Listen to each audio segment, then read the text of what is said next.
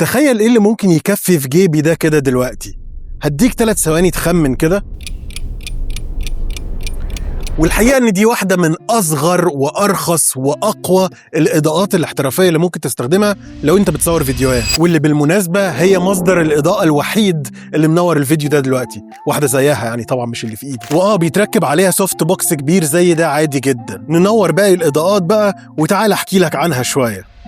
كده احسن صح؟ دي هي الاماران هيلو 100X الجديده، ودي واحده من ضمن سلسله هيلو الجديده اللي بتقدمها اماران كحل قوي وحجمه صغير وبسعر معقول جدا لاي حد بيعمل محتوى وعايز ياخد الاضاءه لمستوى تاني. مبدئيا الخامات المستخدمه كويسه، وفيها شاشه صغيره كده وبكرتين، واحده بتتحكم في شده الاضاءه والتانيه في درجه الكلفن للون الابيض، وبيجي لك في العلبه معاها مصدر الكهرباء، واللي بالمناسبه تقدر تشغلها كمان عن طريق مدخل USB-C اللي هنا عادي لو مصدر الطاقه قوي كفايه. ولو مش كافي هيقولك ان احنا بمصدر الطاقة من الباور بانك ده مثلا اخرنا 30%، ومعاها جزء معدن كده علشان تثبتها على اي ستاند اضاءة وتركب عليها اي سوفت بوكس بونز ماونت عادي جدا زي الاضاءات الكبيرة. دي 100 واط وفي منها 60 واط وفي موديلات منها 200 و300 و600 واط كمان. هي الموديلات الاقوى بس اكبر شوية، وتقدر تتحكم فيهم بشكل كامل من الابليكيشن على الموبايل، هي وكل اضاءات اماران زي ما وريتك في اول الفيديو كده. وانا بصراحة عجباني جدا منتجاتهم الجديدة مؤخرا، اللي يا اما بتقدم حلول ذكيه ومختلفه كده او اختيارات قويه بسعر معقول جدا